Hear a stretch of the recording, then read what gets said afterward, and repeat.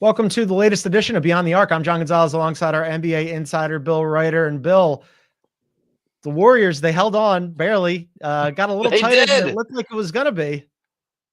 I mean, what a fun game. I mean, and by the way, I know we said this about Clippers, Warriors, and maybe not the same level. Those were two really good basketball.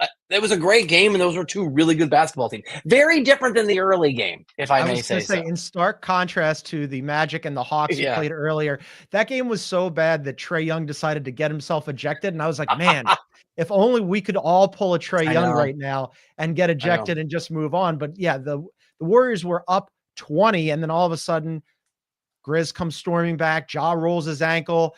Somehow Desmond Bane starts putting it together. But in the end, ultimately, you and I were just on CBS Sports HQ, which is why we're in our fancy duds right now.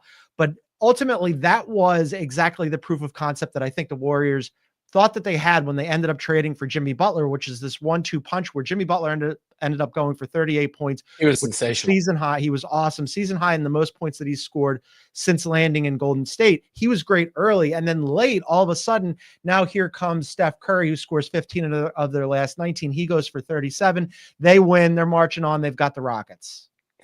Yeah, I mean, like you said it. You have one of the greatest players in the history of the sport in Steph Curry. And I don't really know where you peg Jimmy Butler if you just talk about his playoff career, but Yeah. it's a real thing. I mean, the guy becomes, here's what I'll say, in the sort of modern last 5-10 years, the guy becomes a top 10 player in the NBA when the playoffs roll around. When it's the most important time of the year, he's that level of a guy. And you said it. I mean, it's proof of concept. I thought, and we've discussed this, I think Memphis is really good. I noted this, I think, when we were on HQ. There's only 5 teams in the NBA, and 3 of them are the 3 that are the actual favorites. There's 5 teams in the NBA that are top 10 in offensive and defensive rating. One of them's Memphis. It's Memphis, the Timberwolves, and the big 3 of Cleveland, Boston, and the Thunder. And so, like, this is a Grizz team when John Morant's able to be out there, when Triple J's able to be out there. They were, especially when Desmond Bane is cooking. He was cooking. Where that's a really, really good basketball team. And the reason the Warriors won that game in part is because Steph and Jimmy Butler did Steph and Jimmy Butler things. Yeah, I think if you're the Warriors, of course, you didn't want to be in the play-in. You lose to the Clippers in the final game on Sunday. Of course, you didn't want to blow a 20-point lead to the Grizzlies, especially when John Morant was out, and then all of a sudden Desmond Bane gets hot. However, I think you feel pretty good about the fact that you pulled this one out, and now they are 10-4 in clutch games with Jimmy Butler. They won 7 straight games at home against the Grizzlies. They've won 8 of their last 10. As Steve Kerr noted, Bill, over these last 2 months, they've just been playing playoff games. And he also said previously that they've been tired because of that, but like they're winning a lot of these games. Can't win them all. Didn't win that Clippers game. Put you in a tough situation, but they're winning more than they're losing here. And I think they have an idea of how they want to play, their identity. We can get into their rotations. There's some curious things there that I wanted to talk about with Steve. Well, there's a lot of curious things about Steve. Man, it's lucky they won that game. It's so lucky for Steve Kerr they won that game. Just like the baseline, though, is, hey, we won. And right now, going into this Rockets series, I mean, it's going to be a really good series. The Rockets are the 2 seed for a reason, but if I'm the Rockets, this is the last team I want to face. Don't jump off that Rockets bandwagon. You can't have it both ways. You're like Rockets super fan. Here's the thing. I am much more bullish on the field in the Western Conference. And that's not even an anti-Thunder thing. I just want to clarify this. My sort of barely the field over the Thunder is not the Thunder aren't legit. I just think that every single team, if it's not the Mavs or the Kings in the playoffs, are legitimately good enough to win 7-game series against a lot of the other teams. And so there's no good matchup, or there's no good showdown in the opening round. I think every team is going to be formidable for whatever reason. In that context, and this is, I guess, disrespect, I would rather play the Rockets, John, in a vacuum than almost any other team, again, barring if the Mavs or the Kings win. So you're right. You're the Warriors. You don't want to lose to the Clippers. You don't want to play this sort of razor's edge game that you played with Memphis in this game. But it's a pretty nice path. The Thunder on the other side, you were going to maybe play the Lakers, but now you only play them in the second round if you get there. And you have a Rockets team that's really good, and they're going to be, and you're not. It's going to be hard to beat them. But I think I'd rather play these guys than the Clippers. I think I'd rather play these guys than the Lakers. It's hard for me to sort of say what I think about Denver, but I just remember Nikola Jokic. And so if you're the Warriors, I don't know. I think you'll wake up tomorrow and you feel pretty good about your chances in general. Yeah, in a weird way, this might be like a sort of a blessing in disguise for the Warriors that they lost that Clippers game. I disagree with you just a little bit that I value the Rockets higher than the Clippers, higher than the Wolves. More than the Clippers. Yeah, I think that if no. it had been the Rockets and the Clippers in the series, I'd take the Rockets all day long. I'd take the Rockets in the Wolves series. It's the Lakers and then also that question mark that you have with Joker where I start to go, I'm not sure about the Rockets. In this series with the Warriors, we're going to do a prediction show on CBS Sports Network on Friday. I'm almost certainly going to take the Warriors because, as you and I just mentioned when we were on HQ, this is a team. I love the Rockets, and yes, they can't shoot. You got to give, but you got to give up your Rockets card if you're doing that. Top 5 defense. I know it's unfortunate. I had a fan card earlier, and I have to hand it back. My secret Dakota ring goes back to them. They're top 5 defense, and then they're almost, despite the fact that they can't shoot, almost a top 10 offense. They get their offense from different ways, but they don't have a guy down in the clutch that you could just rely on and be like, okay, this is going to be our guy. Whereas the Warriors have 2 in Jimmy and Steph, and we saw that tonight. And then beyond that, the Warriors are loaded with playoff experience, and Houston has none. Yeah, and I think, look, that is a significant thing, and I know Sam Quinn's sort of perspective on this because he said it on the podcast and he's written about it. He said on the radio show today or yesterday, all the days are bleeding together, that nobody wins this thing, right, until they win it the first time. But I think that's a bit of a oversimplification. Most teams go through a process, and I guess you could argue the Rockets' process last year was the push they made in the regular season where they just barely missed the playoffs. But games that feel like the playoffs, like Steve Kerr said, we're playing a playoff game every day. No, you're really not.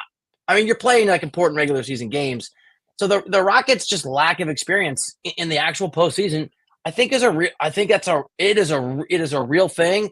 And is there a team that is more experienced in terms of the core group of guys in the Western Conference than the Warriors? I don't think there is. Maybe you could argue the Lakers, I guess, with Luka and LeBron, but I mean, coach, and obviously Jimmy's been to 3 conference finals and 2 finals with the Heat, and most of those guys on this Warriors team have been through a championship 3 years ago, and so this is the most experienced maybe team in the Western Conference in this kind of basketball against the least experienced team. Yeah, that's why I was saying it's almost a little bit of a blessing in disguise for the Warriors that they lost that game against the Clippers because, look, of course they didn't want to lose that game. Of course they were trying to win that game. But if you end up winning that game, you draw the Lakers, and you just hit on it. Something that I've been thinking about a lot over the last couple of days. Like, if you go into a series against Luka and LeBron, 2 guys who have massive playoff success. Luka last year with the Mavs, taking a Mavs team that like wasn't nearly as talented as the Celtics to the finals, I think was an overachieving moment for Luka. And then LeBron, I mean, who's been better in his era or maybe any era in the postseason? That guy just is consistently a force to be reckoned with, even at 40 years old. And now instead of that, you draw the Rockets, who I've been high on for 2 years now, but they haven't had any playoff games with this group. And now they have to do it against the Warriors. That's just a really tall task. Yes, they have home court advantage. Yes, they have Amin Thompson and a whole group of players who just get after you defensively. And I'll be really interested to see how that plays out. But man, I don't know. If you're the Rockets, you have to feel so good that you ended up with a 2 seed, and now all of a sudden so bad that it's the Warriors that you're facing and not like a hobbled Grizzlies team or the Kings or whomever. Can I glass half full this for the Rockets? I'm going to glass half full this for the Rockets. And this is going to come across as condescending because I've never had a Rockets card. I mean, right? That's your thing. And I love that for you. And you're right. The Rockets are either going to beat the Warriors, and that's going to be a remarkable level of experience that they're going to take with them in the years ahead, as I think they build themselves into a legitimate championship contender, or they're going to lose, which I think is probably the pick I'll make Friday. And that is going to be the kind of, and these things suck, but a lot of times losing and failure really does unlock greatness, and you have to go through those things. And so, look, you don't want to play the Warriors. You want to compete now. You're the 2 seed, but Houston's about to get an education, win or lose, and what playoff basketball actually feels like. And there's some value in that, come what may, for a team that's young and has a very, very long window and a lot of room and a lot of years ahead. We've talked a lot about OKC versus the field. OKC obviously being the best team in the NBA this season and all these different metrics, but that one side of the bracket, Bill, is considerably easier than the other side of the bracket. On the Oklahoma, you don't think? Well, I'm really high on the Clippers. I think so you and I think are different on. You have the same issue with the Clippers that you have with Memphis. So the Clippers are better, which is their main player could just tweak his anything, walk into the arena or play. But if Kawhi's healthy, they've been pretty good when he's been out there. I think the Clippers can make the conference finals. You've got on the one side, you've got Oklahoma City and then probably Memphis. But if not, then it's either the Kings or the Mavs. So like that first round series shouldn't be that heavy of a lift for Oklahoma City. After that, yes, you've got a good Clippers team. And if Kawhi is out there, they could absolutely win that series. There's no doubt about it. And then Denver, they've got Joker. They could absolutely win that series. But I just think that side of the bracket easier than Lakers, Wolves, Rockets, and Warriors. That's a tough draw. I mean, the thing is, and you're right, I'm just going to say the same thing a different way. I've said this a lot, and I keep sort of going into Basketball Reference and geeking out and calling people. All of these teams are good enough to make the conference finals. Even the Grizz. The Grizz were a couple more bad calls by the officials away, a shot here or there away from winning that game. And I know that most people are down on Memphis because they're a study in chaos, and Ja is, Mr. Glass, Samuel L. Jackson from Unbreakable. But I mean, they're a top 10 offense and defense. They've got, when Desmond Bane plays like that, they have 3 stars. I don't know if they're superstar. It's semantics. Triple J hit a bunch of big threes in that game. I mean, every one of these teams are amazing. Amazing strong. Every one of these teams have an amazing ceiling. The Thunder are amazing because their ceiling is, they don't have a floor. I mean, they're so good. Whoever plays them, but they're healthy and they're deep. I mean, if you're going to beat the Thunder, you're going to have to play extraordinary basketball. All the other teams you can beat without maybe doing that, because all those teams can have an off series or can have injuries or can have something go wrong. But the ceiling, like the legitimate, not out of your mind ceiling for every team, I think is really high. I like all these teams. There's a lot of questions with a lot of these teams, whereas with Oklahoma City, I think that they have fewer questions than probably everybody else in the West. Let's take a break. On the other side, I do want to ask you about some of the rotations that Steve Kerr threw out there, some things that happened in the game. We should talk about the Grizz and their matchup against whoever they end up playing, whoever gets out of that 9-10 game tomorrow night against the Kings and the Mavs. And then I guess we should just mention what happened in the Eastern Conference 7-8 game. I guess, we'll just briefly do that, and then we'll do Team of the Night. Don't go anywhere. We're coming right back. This is Beyond the Arc. The clock never stops. Relive the greatest moments with uninterrupted highlights and more. It's Gareth Bale. No goal! Wonderful goal. On the UEFA Champions League channel. Streaming free. All right, welcome back to Beyond the Arc. I want to thank everybody who's joining us live on YouTube. It is late. Hit the subscribe button, leave a comment, like all that stuff. And then we're also a podcast. You can find us wherever you get your favorite shows. Bill, second game in a row that Jonathan Kuminga, he's out. 0 minutes. I mean, here's the thing. Steve Kerr has always hated Jonathan Kuminga. That is not reporting. That's just an observational. Not a Kuminga guy. You know what it is? I'm gonna do this again. It's a soccer. You know, in soccer, every soccer manager has one player they love they shouldn't, and one player they won't play that they should. That doesn't correspond to the NBA, but it does with Steve Kerr. He's been doing this to Kuminga since Kuminga was a rookie. They've been considerably better with Moody in the starting lineup. They just figured out, like, this is how they're going to play. Moody is a better defender. Yeah. He's not like trying to do his Jonathan Kuminga, I'm going to play the mid-range game deal.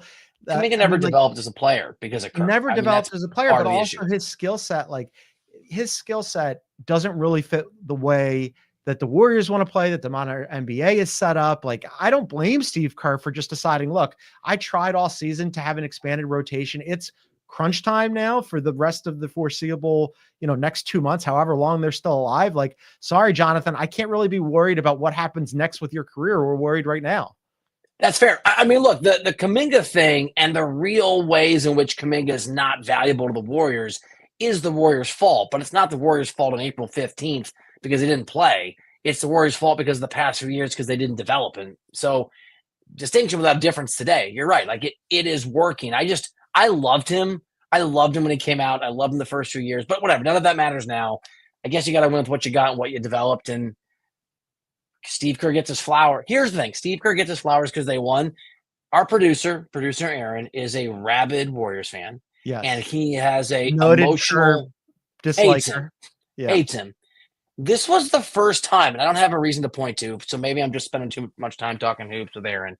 This was the first time where when they would flash Steve Kerr's face, and I like Steve Kerr, I started to associate him with Jerry Krause or other people where over the history of the game, I think even David Griffin to a degree, I think, man, maybe it's all maybe he's not even that good. Maybe it's just Steph is here. And I know that's an overreaction, but that is, just telling you, John, it's the first time I thought that. I tend to believe that I tend to be the voice of reason on this show about Steve Kerr being like, well, he's won 4 championships and an Olympic gold medal, and he like has kept Draymond Green and Steph and that core. You know, Clay went off this year, but has kept that core together. And like, there's been other players that they've had to mix in. I think he's a good manager of personalities. Maybe he's not the best X's and O's guys, but he also was tasked with that whole stupid, ridiculous 2 timelines concurrently thing. And like, I don't know how anybody would have really managed that all that well. And Kuminga was part of that. I don't know. Hold on. You can't crown yourself the voice of reason. Hold on. I mean, look, you're great, but you don't criticize anybody. I mean, who are you not the voice of reason? Like Jerry Krause. Is Jerry Krause an all-time great GM? That guy became a baseball scout for the White Sox. No. And he's got 6 rings. I mean, so there is a history, and maybe this doesn't apply to Steve Kerr, but there is certainly a history of all-time greats in the sport making up for a multitude of sins. You can be a moron. That's fair. And if you have Jordan or LeBron or Steph, I'm not saying he is. I'm just saying you could be, in theory. Theoretically. I like Steve Kerr. Theoretically, you could be a total idiot. And if you have if you have one of these rare talents, you're going to look pretty good and pretty smart. So I don't know, man. Like, how good is Kerr that? I'm not sure that it matters, but a lot of what we saw tonight was just Steph and Jimmy Butler being extraordinary when it matters. They also had to overcome, and we discussed this in the lead up to HQ, but they also had to overcome some pretty horrendous refereeing in the fourth quarter where they blew a call on Draymond. They blew one on Pajemski. They blew one on Looney. I mean, the crowd was getting like, I tend not to be a blame the refs guy because I think it evens out in the aggregate, but that was some pretty egregious bad reffing. Which is, I wanted to ask you, Memphis obviously didn't get the ball in at the very end of the game when they were down 3. They got called for a 5-second violation. It was a turnover. And that's not like I was timing it, but that felt pretty quick to me. That felt like a pretty quick whistle. Was that a 3.5-second, almost 4-second makeup call? That's what it felt like. Makeup call. I mean, Santi really can't risk that. He has to get the ball in there. But you can't call that way. All right, so let's just discuss the Grizz a little bit here. John Morant. He rolled his ankle. He comes back. That's the positive. The other positive is that Bane played really well in his absence. However, what kind of awesome going to get in a must-win game? Otherwise, it's lose and go home.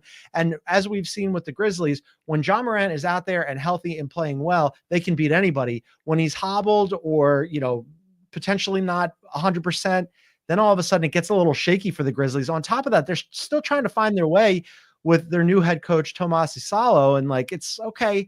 They haven't played all that well recently. They've lost 7 of 10. I think that they still should, even without Ja, they should beat the Mavs or the Kings, whoever wins that 9-10 game tomorrow night. But I don't feel great about it. I mean, just to add to your skepticism, and I'm probably higher on Memphis than most people, you shoot 46% from 3 in a 1-game series and you lose that game. That doesn't bode well, though. I mean, turnovers. Yeah, they had a lot of turnovers tonight. Yeah, they gave up. I don't have it in front of me, but they gave up a ton of points off those turnovers too. Yeah, I mean, that was that whole Jimmy complexion of the defense thing where they've been the best defense since they got Jimmy. They've also, this is something that I learned during the broadcast tonight. They've also been number 1 in forcing turnovers over that period and number 1 in points off turnovers. So Jimmy was so active tonight. I don't think it was all just the Grizzlies throwing the ball around, but sometimes the Grizzlies do just throw the ball around all over the gym.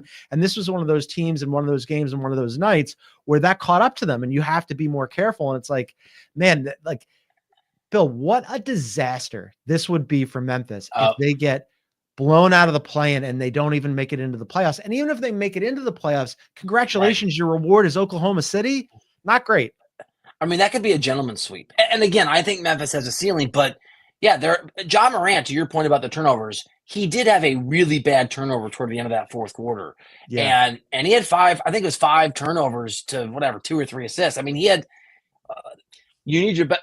I thought Ja was awesome. And I thought even when Ja came back, Ja had like a couple shots where it was like, oh, the guy can still elevate and he's playing through the pain. But you're right. They play with fire here. And again, the West is too good. You're not playing some pathetic Milwaukee team. You're not playing some Pacers team that I like to pretend is really good. I mean, this is the Western Conference. And if you make those kind of mistakes, if you turn the ball over, even if you shoot 50% almost from the three-point line, you're going to squander. These other teams are going to be able to take advantage of that, especially over a 7-game series. Yeah, 27 points for the Warriors off of 20 Grizz turnovers. Wow. I mean, double the turnovers for the Grizz that the Warriors had. So yeah, that's really tough way to win on the road, and there's a reason why they've now lost 7 straight on the road at Golden State. I mean, like that's a tough team for them, and now all of a sudden they have a tall task on the game will be Friday. I guess we should also mention the Eastern Conference game that happened tonight, the 7-8 matchup. Just briefly, I mean, Orlando didn't play, I didn't think, all that well. They scored 60 points in the first half, which was kind of surprising, but Paolo wasn't great scoring the ball. Franz Wagner, the starting group wasn't that great shooting the ball. And then all of a sudden they got a lot of offense from the Anthonys, Cole Anthony and Anthony Black. I guess, sure, great. Congratulations on that. Mostly for that game, Bill, my takeaway was twofold. One, the Magic defense is legit. They're so big and so strong and so physical, and the Hawks didn't have any answer for that. And then the other one was, man, Trae Young really didn't want to be there at the end. He was just like, all right, double team me. I'm out of here on to Friday. Yeah, I mean, look, the Hawks shot 19% from the three-point line. I will say this. We had the best of times, worst of times Dickensian version, to quote The Wire, of Trae Young, because he gets kicked out of the game. He acts like a spoiled child. He didn't shoot very well. He was awesome in that third quarter. I mean, most of it was getting to the free throw line, but whatever, that's part of his game. I think he had 12 third quarter points, and it looked like Atlanta was going to come back and win that thing. And so is Orlando good enough to beat the Celtics? No.